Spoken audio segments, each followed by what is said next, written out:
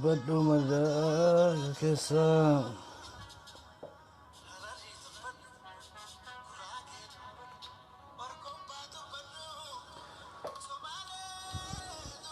madaa garaa keessa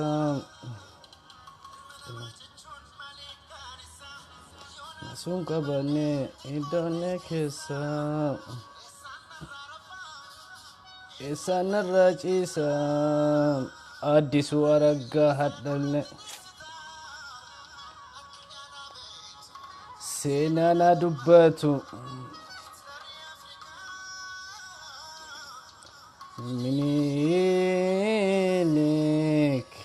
minilik bineensa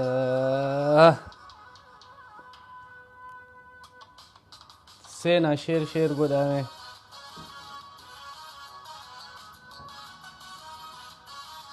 seename seenaan keenya yoomiyyuu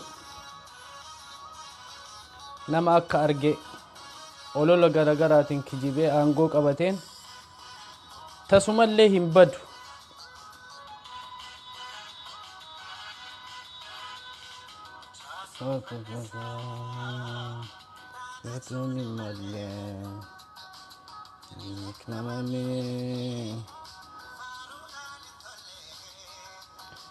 hin daganne hin irraanfanne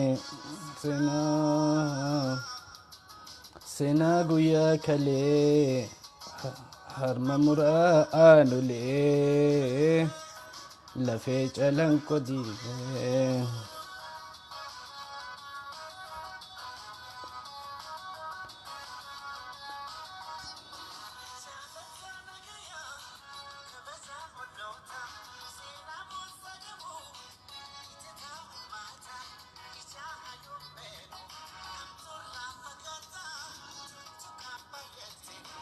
Enciyo tabata anolena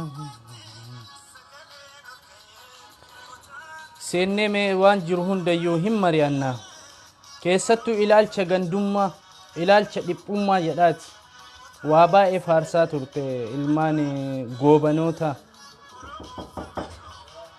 goobanoota waa baay'ee dubbataa turte iya dabarsa iya inde besararu marannega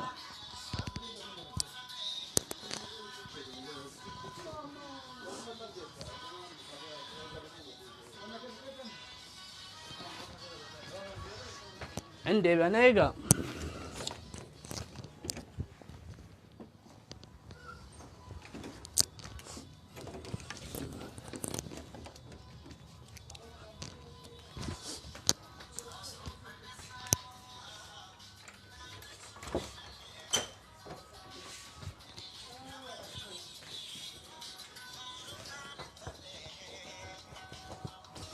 aye difama jidduudhaan dalagaa irra waan jiruufi muuziqaa kanaan booda yaada jiruutti seenna keessattuu ilmaan si komando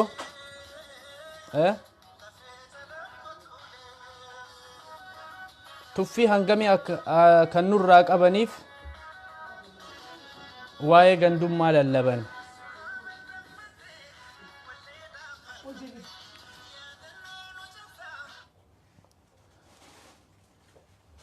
ayyee kabajamtootaa fi hordoftoota keen akkuma beekam goobantichi lammaffaan kun goobana daacceeti kun immoo kan ammallee haftee isaa ta'e addisuu araggaa qixxee lamatti adda haa ba'u inni ilaalcha tuffii ummata oromoo bal'aa qabuuf sirna gita bittaa nafxanyaatiif jara biratti of jaalachiisuuf afaan ofii arraba ofii mi'eeffachuudhaaf waan hin taane dubbate san oromoon hundinuu dallane achi as har'ammoo ilaalcha gandummaa jedhaa jiranii ilaalchi gandummaadha kan haasa'amaa jiru kun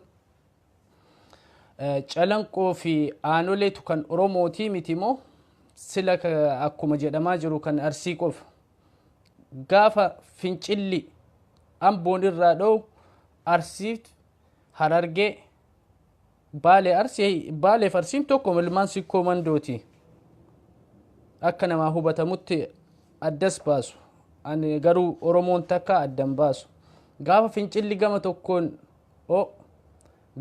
immoo kan birmatuuf ummatuma hadha gandummaadha jedhaa deemaniin kana kun ilaalcha gandummaatii miti seenaa ofiitiif iyyachuu seenaa bade kana siin dura hin barraa'inu ganaa barreessuudhaaf qophaahaa jirra kan barraahee jedhe dabsuudhaaf immoo shira maalii yaadaniiti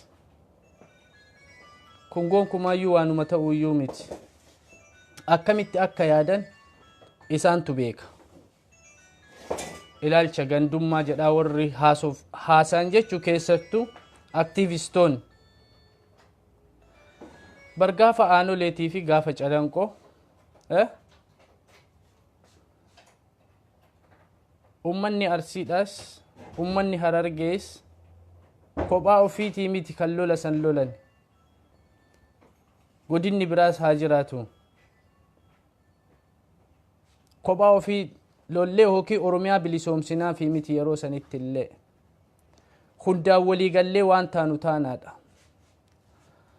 sirni gita bittaa nafxanyaa kun immoo yeroo sanitti illee wal nu qoqqoodee kaan garasittiree kaan garanattiree wal nu nyaachisaa ture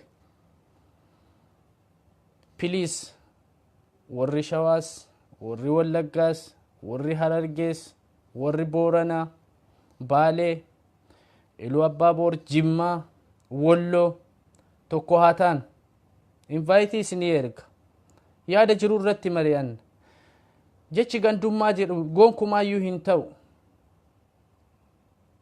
aktiivistoota baay'ee hordofaa ture yaadda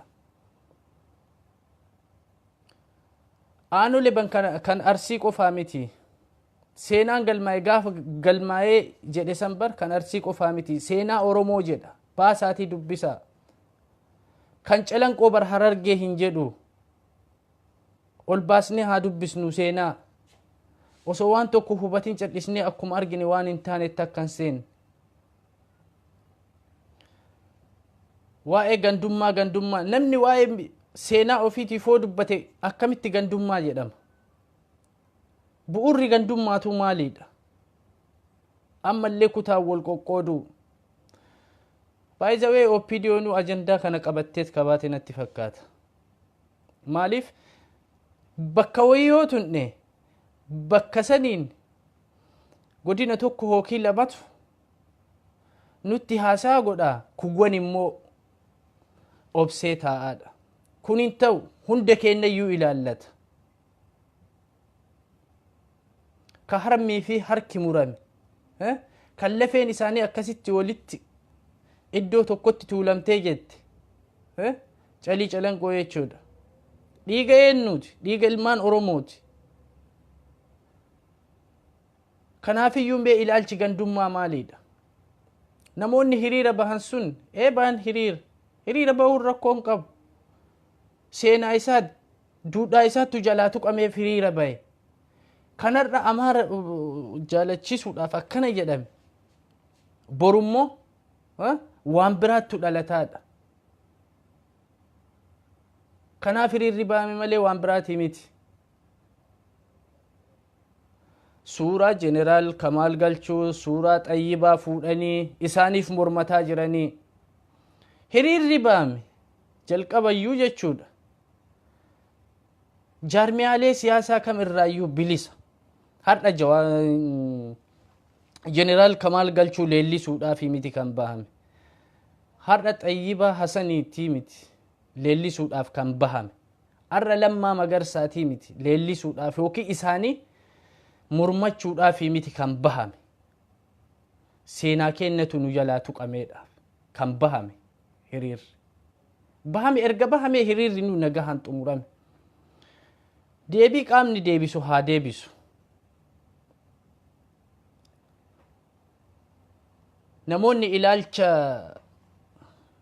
dhiphummaadhaa jechuudha Harargeedhaaf ilmaan sin komandootiif qabdan irraa of qusadhaa.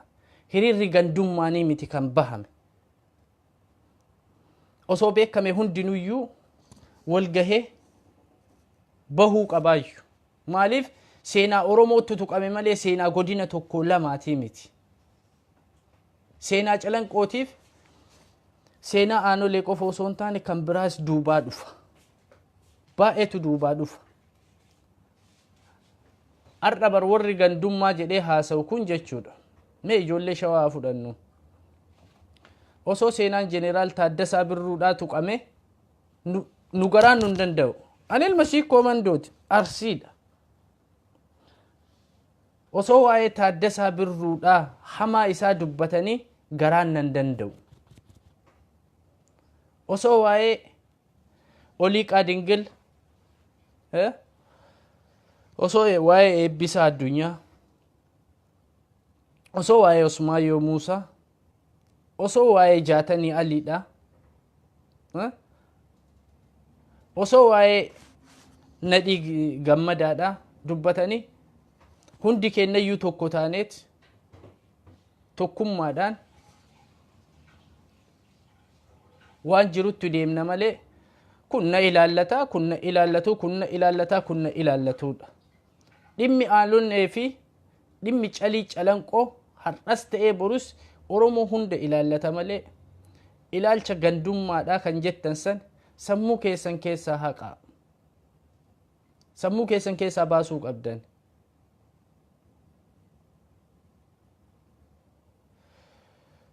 Kan dabalataa immoo akka aadaa Oromootitti Oromoon sirna gadaatiin bula. Kana hundi keenya irra walii galla.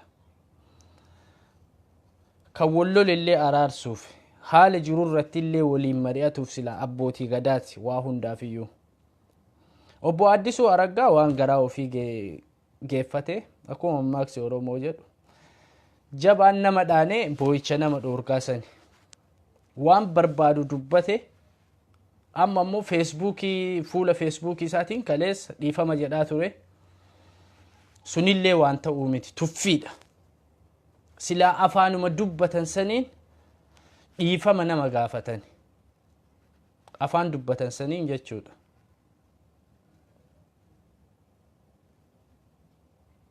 Ayyee har'a immoo OBN afaan Oromoo irratti as bahee dhiifama jedhee dubbate.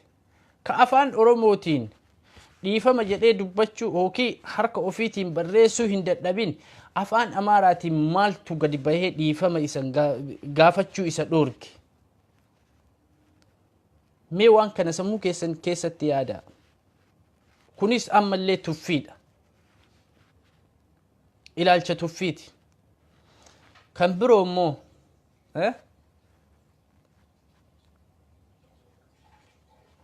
ayyee siif erga rakkoon hin jiru. Kan biraa immoo afaanuma dubbate saniin dhiifama haa gaafatu.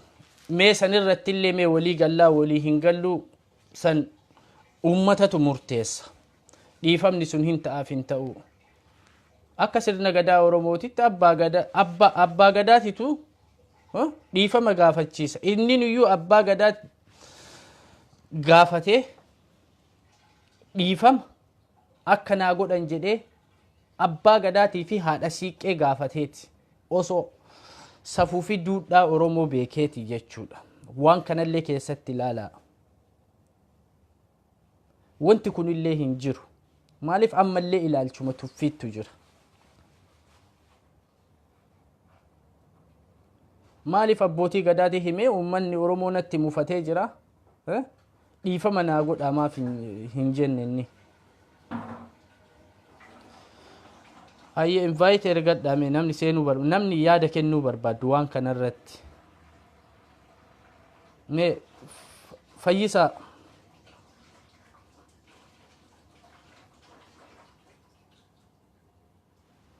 okay. Nurii si ergee jira. Nuriyyee ilma abbaa gadaa si ergee jira.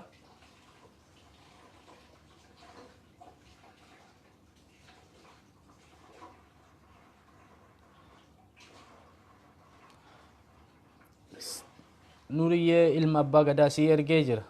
Mee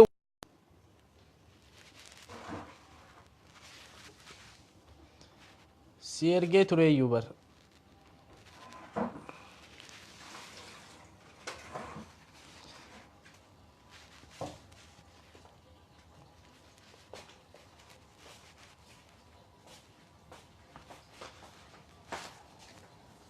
Ayyee kanarratti mee ilaalchi gandummaadha isaan haasa'anii akkanatti hojii gandaa jalqabanii gandummaan isin keessaan badu dhiphummaan isin keessaan badu waa'ee dhimma xayyibaatis yoo ta'e jechuudha.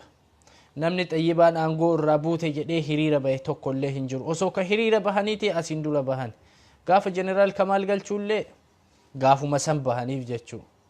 Kan lammaas yoo ta'e gaafuma san bahan. Waa'ee dhimma seenaan Oromoo tuqamuudhaaf bahameef waa'ee dhimma taayitaa jaarmiyaalee siyaasaatiin wanti wal qabatu tokkollee hin jiru.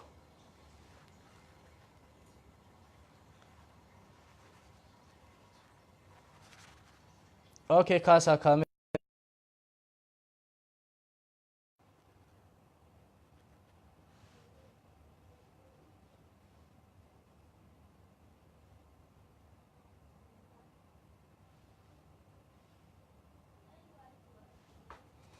Okay, Abdul Jabbar.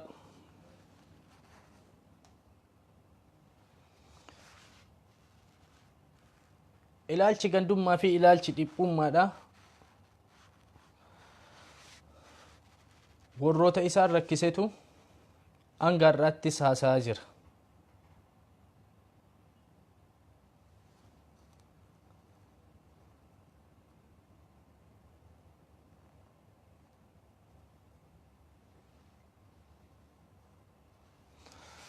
Okay, kiyya namoonni isin erga